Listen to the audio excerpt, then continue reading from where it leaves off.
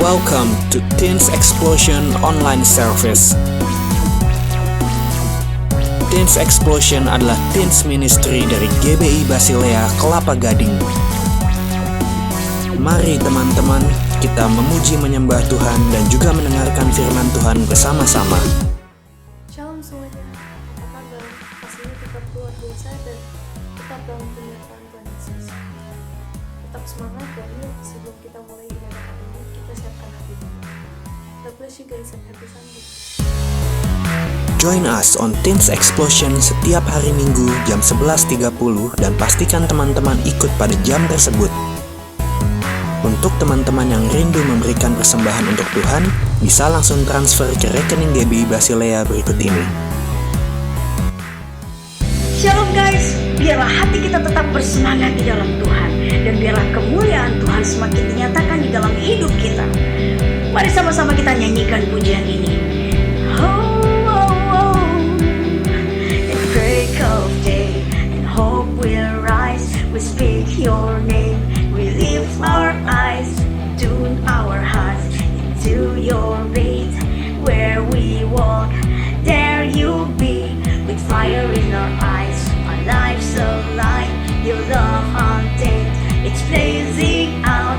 The streets will glow, forever bright. Your glory is breaking through the night. You will never fade away. Your love is here to stay by my side. In my life, shining through me every day. You will never fade away. Your love is here to stay by my side. In my life, shining through me every day. Oh, you wake within me, wake within me. You're in my heart forever. You wake within me, wake within me. You're in my heart forever. Oh, oh, yeah.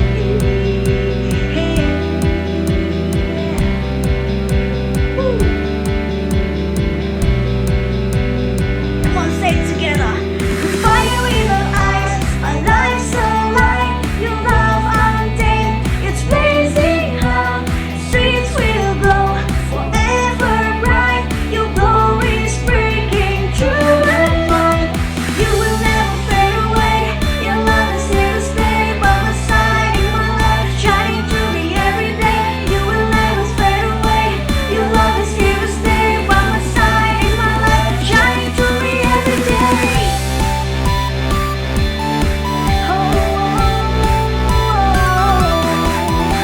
You wake within me, wake within me. You're in my heart forever. You wake within me, wake within me.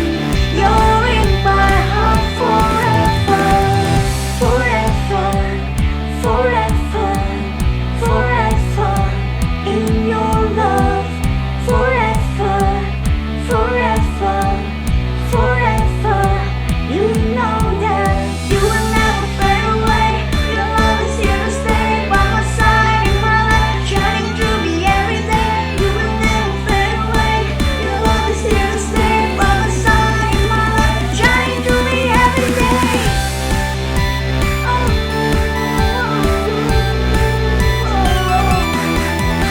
You wake within me, wake within me. You're in my heart forever. You wake within me, wake within me. You're in my heart forever.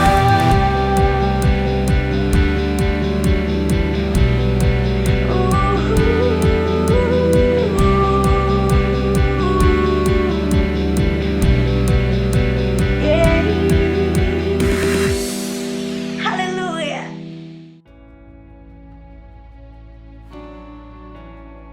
Haleluya, Shalom. Apa kabar TX? Pastinya kalian dimanapun kalian berada, kalian tetap kuat di dalam Tuhan dan di dalam penyertaan Tuhan. Amin. Mari sebelum hari ini kita dengar firman Tuhan, kita berdoa. Tuhan Yesus, terima kasih hari ini kiranya kami boleh belajar dan boleh tetap bersama-sama mau mengikuti kehendak Tuhan, belajar turut serta yang menjadi tujuan hidup yang Tuhan taruh dalam hidup kami, supaya kami menjadi anak-anak muda, anak-anak remaja yang terus mengasihi Tuhan melalui firman-Mu yang menjadi pelita buat kaki kami melangkah dan terang buat kami berjalan untuk masa depan kami. Sambut firman-Mu dalam nama Yesus, haleluya. Amin. Haleluya. Hari ini kita akan bicara tentang respect. Apa? Respect? Ya, hormat. Seperti kita tahu kalau dalam konteks hormat, menghormati, respect, kita pasti ngerti di dalam kehidupan sehari-hari ya.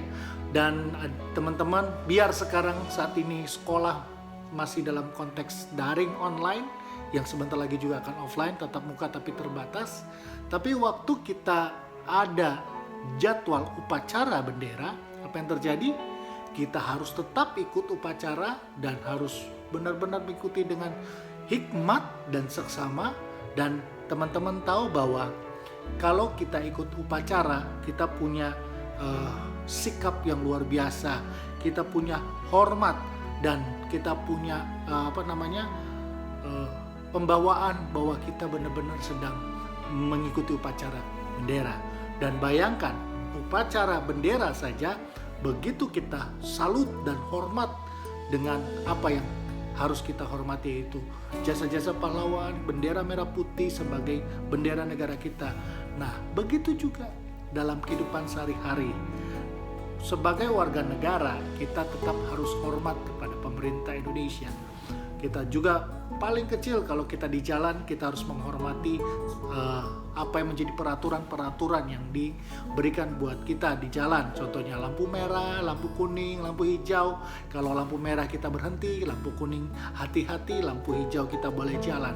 Tetapi inilah kewajiban kita sebagai masyarakat, sebagai anggota masyarakat, dan kita harus melakukan tindakan-tindakan hormat yang kita kerjakan. Dan bayangkan kalau kita tidak melakukan tindakan ini di dalam kehidupan kita sehari-hari, misalnya waktu jadwal upacara bendera, yang lain disuruh hormat, berdiri tegak, kita malah asik ini gigi, main-main gigi, lalu gigit kuku, ngupil-ngupil, ngapain kek, terus kita ngobrol kek, atau main PUBG kek, atau kita nggak mungkin yang seperti itu akan dibiarkan. Pasti akan ditegur. Coba bayangkan kalau kita di jalan tidak hormat dengan peraturan yang ada di jalan.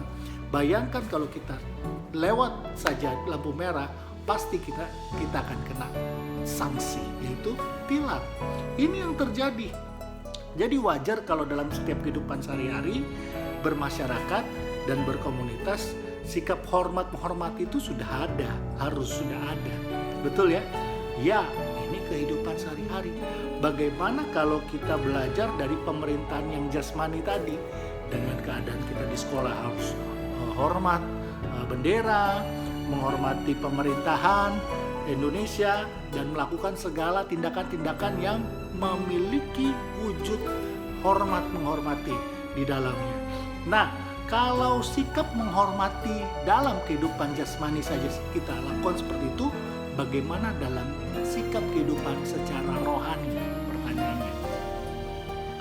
Karena dalam pemerintahan kerajaan Allah, dalam pemerintahan Tuhan Yesus Kristus, dalam rohani, kehidupan rohani, kita akan lebih harus belajar lebih lagi.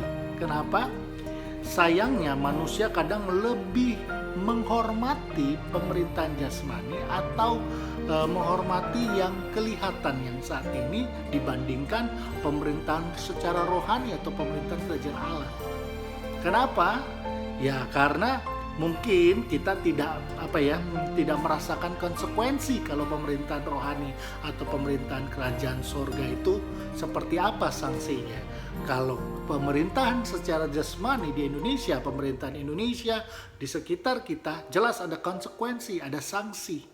Nah, mungkin kita nggak ngerasain benar-benar ada konsekuensi yang harus kita lakukan, jalani ketika pemerintahan surga yang pemerintah secara rohani kita langgar, kita lakukan tindakan-tindakan yang tidak sesuai dengan secara rohani. Nah, kenapa teman-teman? Ini jelas sekali karena Alkitab memerintahkan kita. Ini penting. kita harus menghormati Allah. Betul? Kita harus menghormati sesama. Jelas ya, menghormati Tuhan, menghormati sesama. Lalu juga dicatat di dalam kitab Keluaran pasal 20 tentang 10 firman Allah. Salah satunya adalah kita harus menghormati siapa? Menghormati Tuhan dengan tidak sembarang menyebut namanya, dengan sembarangan. Dan juga kita harus menghormati orang tua kita, ayah ibu kita, dan yang lain-lainnya. Nah, inilah yang Tuhan mau dalam Alkitab memerintahkan kita untuk menghormati. Ketika kita melakukan tindakan ini, ada beberapa hal yang penting yang kita harus belajar. Pertama adalah kepada siapa saya harus hormat. Lalu bagaimana wujud hormat saya? Dan pertanyaannya, apa sih berkatnya? Apa manfaatnya buat saya jika saya menghormati? Ini pertanyaan yang mungkin kita harus pikirkan, atau pernah terpikirkan, atau sudah terpikirkan dan sedang mencari jawabannya. Nah, mari kita belajar adik-adik remaja, TX dan anak muda sekalian. Kita mau belajar tentang kepada siapa saya harus hormat. Pertanyaan pertama adalah kepada siapa saya harus hormat? Dan kalau kita yang percaya kepada Tuhan, kepada siapa yang harus kita taruh dan kita menghormati? Yang pertama kepada Tuhan Yesus Kristus. Dan yang menjadi Tuhan dalam hidup kita dan menjadi juru selamat kita, ialah satu-satunya yang patut dan layak untuk menerima hormat. Amin. Kepada siapa kita harus hormat? Satu, yang pertama dan first, yang terutama, yaitu kepada Tuhan Yesus Kristus. Kenapa teman-teman? Karena permasalahan akan menjadi semakin rumit karena rasa hormat kepada Tuhan kalau diukur hanya sebagai ukurannya sangat subjektif. Misalnya maksudnya gini, menurut Kak Doni hormat kepada Tuhan tuh kayak gini, aku udah hormati Tuhan kok. Menurut Kak Meyer bilang menghormati Tuhan kayak begini. Menurut temannya Kak Meyer, menurut temannya Kak Doni, menghormati Tuhan jadi begini. Jadi versinya ada yang A, ada yang AB, ada yang AC, ada yang BC. Jadi subjektif sepertinya. Ini maksudnya sangat rumit. Artinya apa? Permasalahan itu bisa menjadi sangat rumit karena kita melihat cara hormat kepada Tuhan, atau bagaimana kita menghormati Tuhan itu diukur dengan ukuran yang subjektif, yang sesuai apa mau saya. Kenapa? Ada yang bilang gini, saya tuh udah kok hormati Tuhan, gue udah kok hormati Tuhan, hidup gue baik-baik aja, gue hormatin Tuhan kok. Ada yang bilang, ya selama ini gue udah ngelakuin ini itu, ya wujud gue hormatin Tuhan kok. Ya buktinya gue bisa begini, ya gue menghormatin Tuhan. Nah, ini menurut masing-masing orang, jadi subjektif. Nah teman-teman, kalau mau belajar lebih lagi, nih kita mau belajar. Terlepas dari apa kata orang percaya atau orang bukan percaya, menghormati itu ada sesuatu yang bisa kita nilai. Dan dari mana kita bisa lihat? Yaitu dari komunitas, dari kelompok yang paling kecil. Dan proses inilah yang kita akan mengerti bagaimana bukti kalau benar-benar rasa hormat kita kepada Tuhan itu beneran terjadi dan dilakukan. Karena kenapa? Ya terlepas kita tadi percaya atau tidak percaya toh, ya pasti akan ketahuan ketika kita melakukan tindakan hormat. Misalnya keluarga yang paling kecil, yaitu ayah dan ibu, betul? Apakah kita melakukan tindakan hormat kepada mereka? Yang orang bilang dan kita tahu mereka adalah wali atau perwakilan Tuhan di dalam kehidupan sehari-hari kita. Apakah kita dalam hidup kita ya, apakah kita menghormati mereka? Pertanyaannya, benar kita hormatin orang tua kita? Secara pribadi sering malah kita kadang-kadang marahin mereka, sering kadang-kadang kita malah berontak, kadang kita bisa maki-maki. Wah, ini apa yang terjadi? Dan ini bukan saja bentuk kepada nasihat kepada orang remaja atau muda saja, tetapi orang dewasa sekalipun.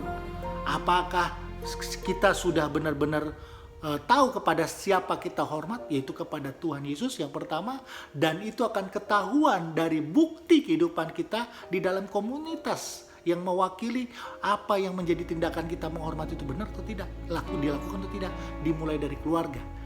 kepada ayah dan ibu. Ya, kalau kita belum, ini saatnya kita bertobat. Kalau kita melakukan kesalahan, dosa, pelanggaran-pelanggaran, karena firman Tuhan jelas. Efesus pasal 6 ayat 2 berkata, hormatilah ayah dan ibumu. Bahkan kalau kita tadi baca di dalam Keluaran pasal 20, ini yang paling kita harus tahu, ini penting sekali.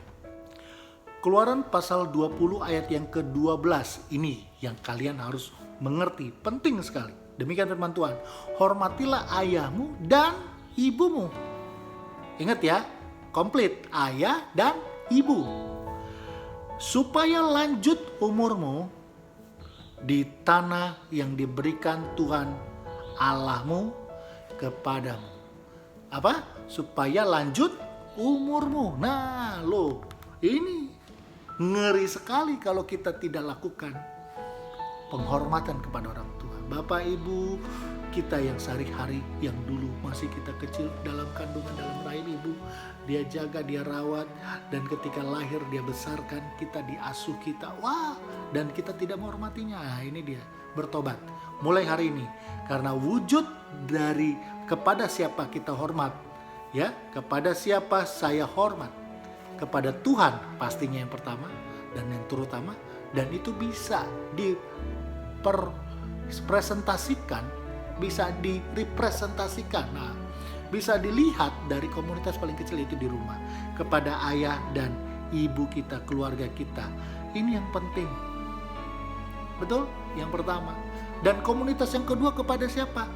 Kepada institusi yang paling sering kita ketemui setiap hari, yaitu kepada institusi sekolah, di mana kita bersekolah, di mana kita ada setiap hari harus ketemu dengan guru, dengan kepala sekolah, dengan guru pembimbing.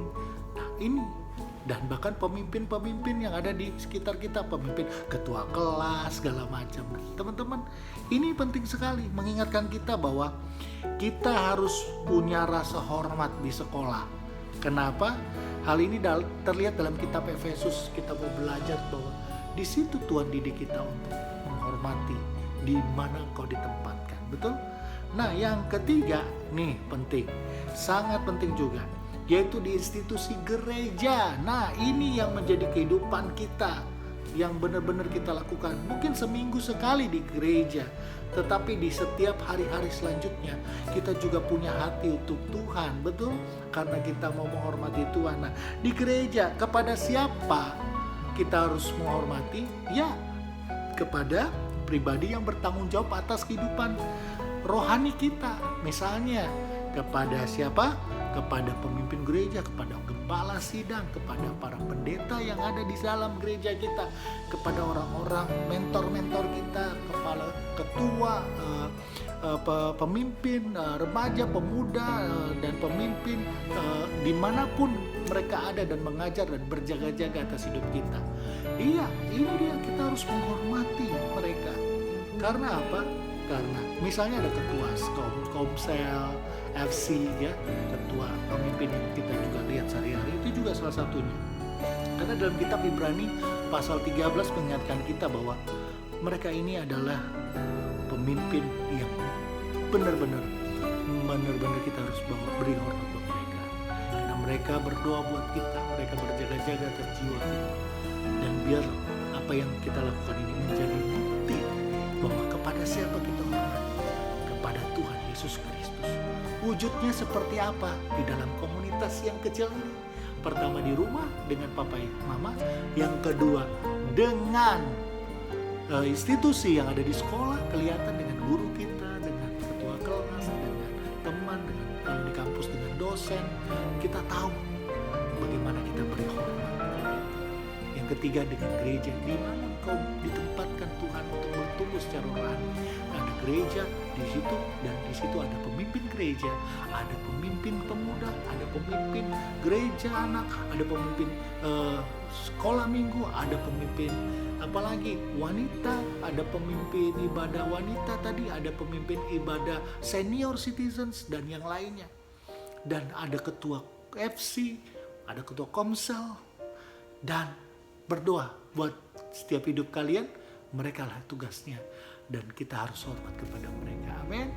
Dan inilah teman-teman yang menjadi pelajaran kita, kepada siapa kita harus hormat. Yang kedua, bagaimana wujud hormat saya dong Kak? Ya kelihatannya ngomongin rasa hormat itu kayaknya abstrak ya. Wah kan gak kelihatan gitu ya. Oh iya, tetapi kalau kita harus belajar, ini bukan saja bisa dirasakan, tetapi juga bisa dilihat. Karena apa? Kita akan melihat bahwa bentuk sikap rasa hormat kita ada dua. Yang pertama adalah sikap, yaitu attitude. Kita punya attitude dan sikap kita. Yang kedua adalah kita punya yang namanya behave atau tindakan. Nah, jadi kalau dibilang abstrak ya enggak juga.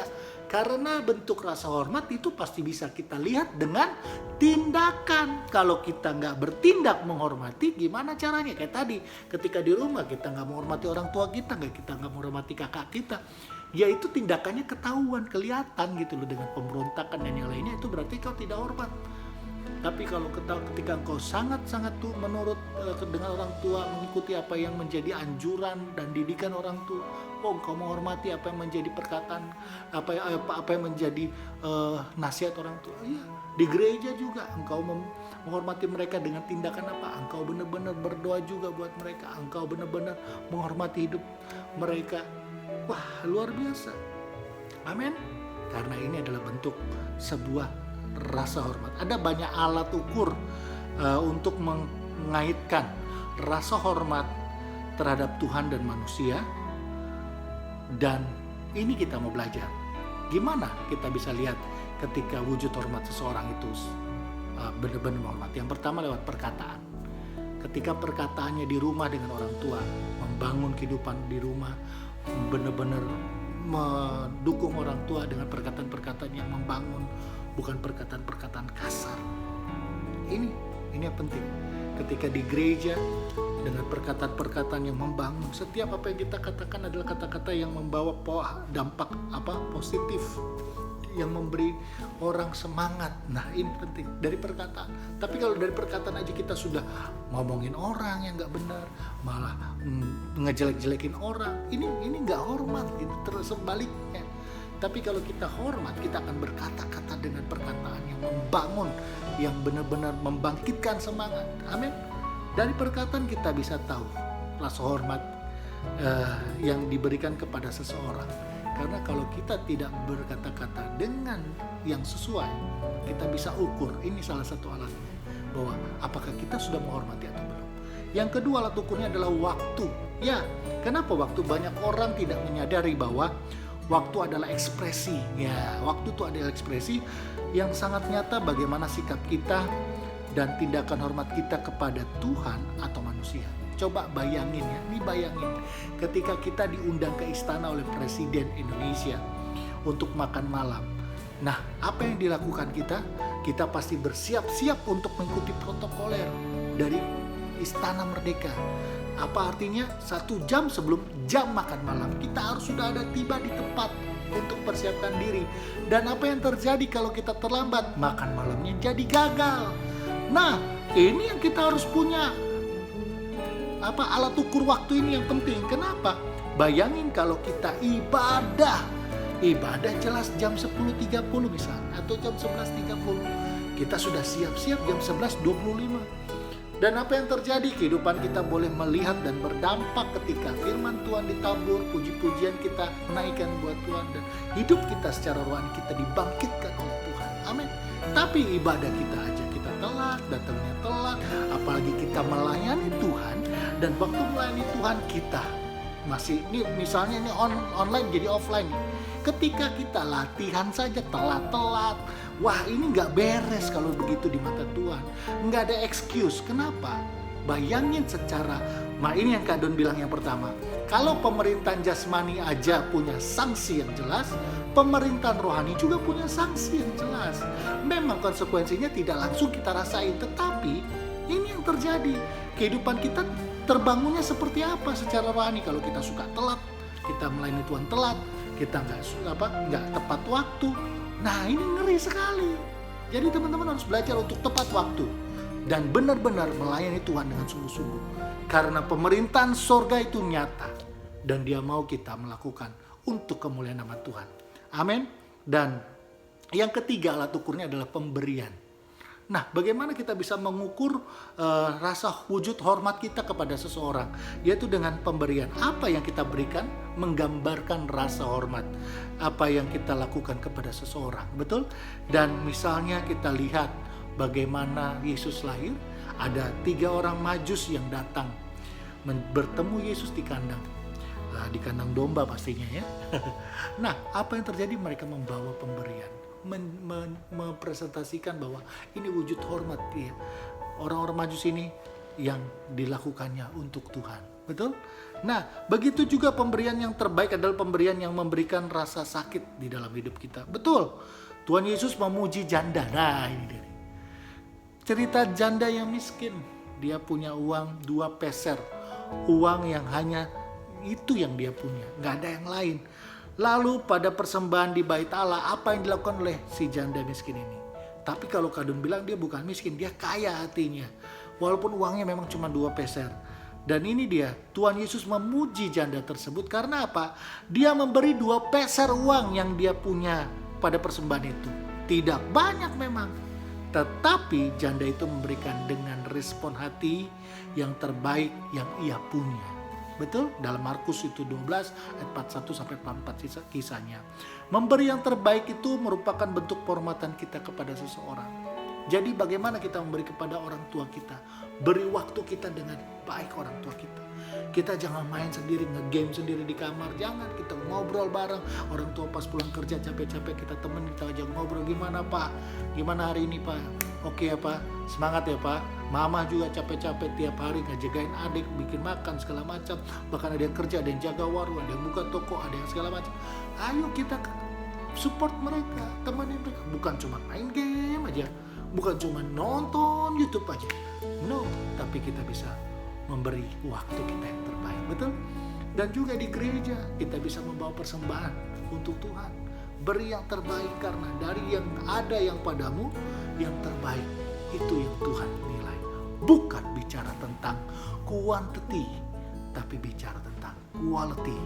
Karena kualitas yang dibangun dan diberikan melalui hati yang penuh dengan ucapan syukur, hati yang penuh dengan ketaatan, hati yang penuh dengan rasa hormat, itu yang sungguh bernilai dibanding sebab itu bentuknya besar, jumlahnya besar, tetapi hatinya tidak besar. Hatinya kecil, merasa paling benar, merasa paling banyak uang, merasa paling kaya, merasa paling tinggi, dan akhirnya sombong yang mau menguasai hidupnya. Dan dia memberi dengan hati yang kecil. Tuhan. Dan bersyukur seperti janda miskin yang kaya hatinya, yang memberi 2 peser, dan dia beri semuanya untuk Tuhan. Nah, teman-teman, apa berkatnya kita kalau kita melakukan hormat menghormati? Dan apa berkatnya jika saya menghormati? Berkatnya adalah ini dia. Berkatnya adalah give respect, get respect. Hukum tabur tuai. Apa yang kau tabur, itu juga kau akan tuai. Ketika kau tabur rasa hormat kepada orang tua, kepada pemimpin di gerejamu, kepada sekolah, di gurumu, dan yang lainnya, kau akan menerima rasa hormat juga. Karena apa? Ini dia hukum tabur tuai. Kenapa? Kita akan menerima kasih kalau kita memberi kasih. Betul gak? Ketika kita melakukan apa yang Tuhan mau, Tuhan akan mengerjakan yang terbaik dalam hidup kita. Dan teman-teman, jadi apa yang dapat disimpulkan dari semuanya? Ya, kita pelajari penghormatan adalah proses sikap hati.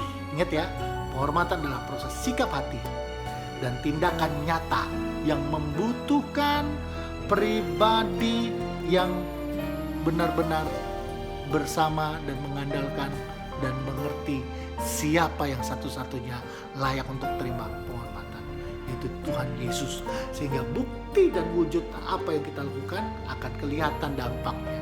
Karena Kolose 3:23 berkata, apapun yang engkau lakukan, lakukan sama seperti untuk Tuhan. Amin. Yes. Dan kiranya Tuhan berkati. Dan mari kita menerima berkat daripada Tuhan, dan kita berdoa dan kita tutup ibadah kita pada siang hari ini. Terima kasih Tuhan, kami belajar respect dan kami give respect and get respect.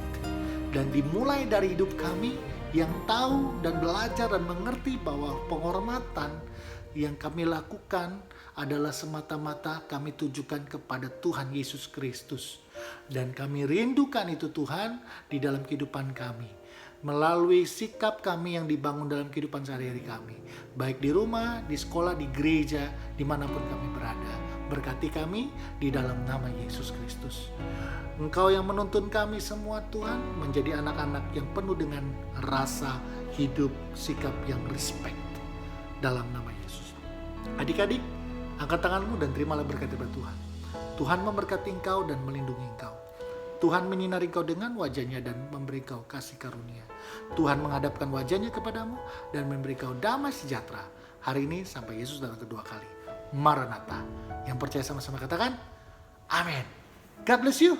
See you next Sunday. Bye.